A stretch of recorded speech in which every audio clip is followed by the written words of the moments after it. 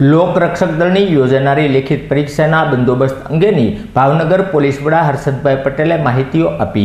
ગુજરાત રાજ્યમાં લોકરક્ષક દળની પરીક્ષા યોજાનારી છે, જે પરીક્ષામાં ભાવનગર ખાતે કુલ 11,000થી વધુ પરીક્ષાર્થીઓ પોલીસ ભરતી માટે લેખિત પરીક્ષા આપવાના છે। આ પરીક્ષાઓ શાંતિપૂર્ણ માહોલમાં પૂર્ણ થાય તે માટે પોલીસ દ્વારા બંદોબસ્ત ગોઠવવામાં આવ્યો છે, તેની માહિતી ભાવનગર પોલીસ વડા ડોક્ટર હર્ષદભાઈ પટેલે આપી હતી।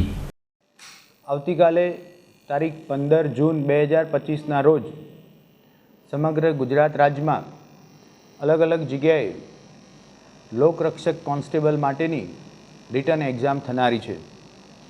એમાંના ભાગરૂપે ભાવનગર શહેર ખાતે પણ તેના કુલ 38 સેન્ટર ખાતે પરીક્ષા લેવામાં આવનારી છે।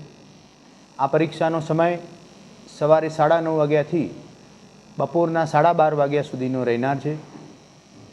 38 જગ્યા ઉપર કુલ 395 જેટલા ક્લાસરૂમમાં થઈ 11,850 કેન્ડિડેટ પરીક્ષા આપનાર છે। તમામ પરીક્ષા કેન્દ્ર ઉપર પીઆઈ કક્ષાના અને પીએસઆઈ કક્ષાના અધિકારીઓનો બંદોબસ્ત રાખવામાં આવેલો છે।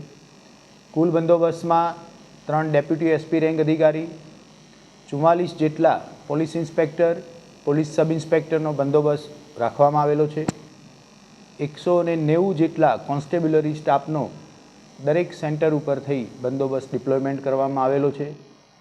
ટ્રાફિકની વ્યવસ્થા સુચારુ રૂપે પરીક્ષાના કેન્દ્ર ઉપર સચવાય તે માટે 76 જેટલા ટ્રાફિકના જવાનોને તૈનાત કરવામાં આવેલા છે।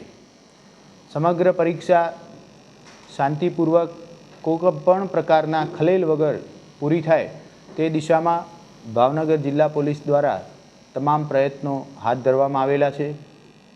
ખાસ કરી મીડિયાના માધ્યમથી ભાવનગર શહેરના નાગરિકોને એ પણ વિનંતી કરવામાં આવે છે કે આવતીકાલે જ્યાં જ્યાં પણ પરીક્ષાનો બંદોબસ્ત છે એ વિસ્તારમાંથી આપણે કોઈ વાહન લઈ આવતીકાલે જો પસાર થનાર હોય સવારે, તો વિદ્યાર્થીઓને આવવા જવામાં ખલેલ ન પડે, ટ્રાફિકના લીધે થઈ કોઈ વિદ્યાર્થી પરીક્ષા કેન્દ્ર સુધી પહોંચવામાં લેટ ન થાય અને કોઈ વિદ્યાર્થી જો મદદ માગતો હોય તો એને આપણે પરીક્ષા કેન્દ્ર સુધી પહોંચાડવામાં મદદરૂપ થઈએ।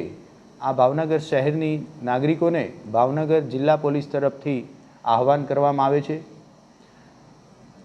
અત્યારે જે બાકીના રૂટ ઉપરના બંદોબસ્ત છે તેમાં અલગ અલગ વાહનો મારફતે સમગ્ર રૂટનું સુપરવિઝનનું આયોજન પણ કરી દેવામાં આવેલું છે।